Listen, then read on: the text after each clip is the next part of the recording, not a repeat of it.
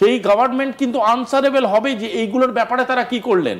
যারা যারা বাংলাদেশের তুমি রিসেন্ট ইতিহাস দেখো, যারা যারা মাইনরিটি কিলিং বা মাইনরিটি অ্যাবডাকশনের সাথে যুক্ত ছিল তাদের সবাইকে লিগালি ছেড়ে দেওয়া হয়েছে। তাদের 90% লোককে অন বেল তাদের ছেড়ে দেওয়া হয়েছে। এখন বাংলাদেশের যে পরিস্থিতি তাতে অপরাধীরাই হচ্ছে একেবারে স্বচ্ছ মূর্তি। আমি এই কথাটাই তোমাকে আগের প্রশ্নের উত্তরেও বলতে যাচ্ছিলাম। জামাতের ইতিহাসটা যদি তুমি দেখো, জামাতের অপারেশনাল ট্যাকটিক্স গুলো যদি তুমি দেখো, তাদের মোডাস অফ অপারেন্ডি যদি তুমি দেখো, জামাত ইজ নট আ পলিটিক্যাল মানে অ্যাক্টিভলি পলিটিক্যাল অর্গানাইজেশন।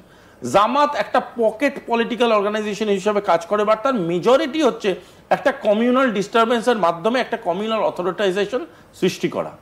জামাত বারবার বাংলাদেশকে যেদিকে লিড করছে, বাংলাদেশ কিন্তু একটা সময়ের পরে গিয়ে গ্লোবাল স্যাংশনের মুখে চলে যেতে পারে। আজকের ডেটে Bangladesh is not a independent economy, Bangladesh is much dependent economy. একটা গ্লোবাল স্যাংশনের দিকে চলে যেতে পারে, তখন জামাত কোথায় যাবে?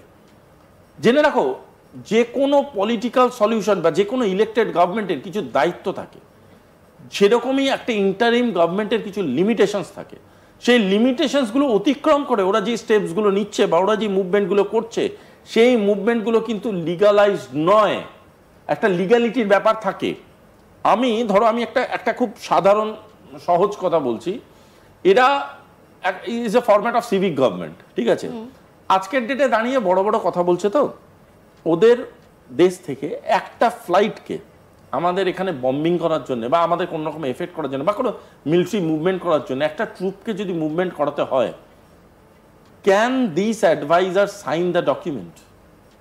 তার সই করার রাইটস কি বাংলাদেশ গভর্নমেন্ট দিয়ে, বাংলাদেশের কোর্ট দিয়েছে তাকে?